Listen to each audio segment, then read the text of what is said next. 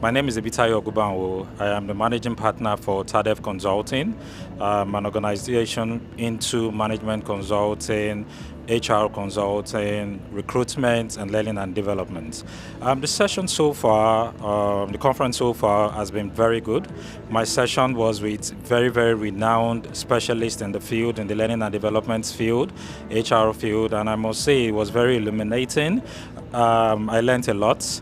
It wasn't just me going there as a panelist to speak, but actually me going there to learn, because I see every opportunity to learn, right? So I learned a lot from the panelists, people that I've worked with before in the past, people I'm just building relationships with.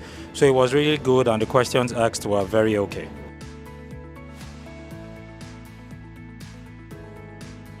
There are a lot of ways business can support the learning and development function to help grow productivity and meet its goals.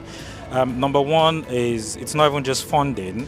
Number one is the moral support, right? Now, the buy-in of management, of leadership matters a lot in the learning and development achieving its function.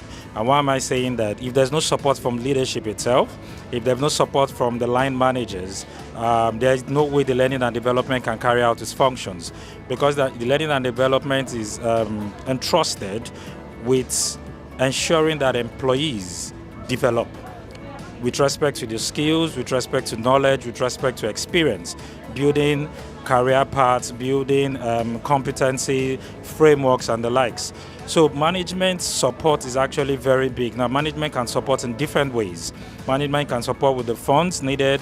Management can support with the time. Management can support emotionally and in different ways. So I believe without the backing of management and leadership, the learning and development function or department will struggle in achieving its goals and objectives.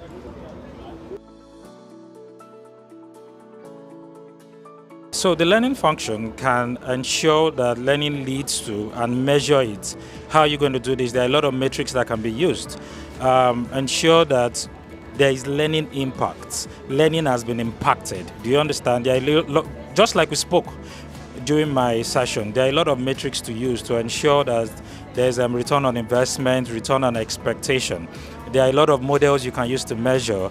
Like one of the panelists said from CBN, using the Kirkpatrick model to be able to get it, using evaluation, right? Using feedback.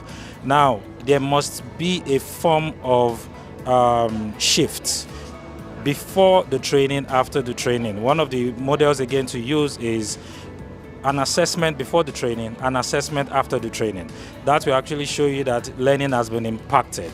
So there are different ways to measure this and ensure that it is actually very, very impactful and it meets the business goals and objectives.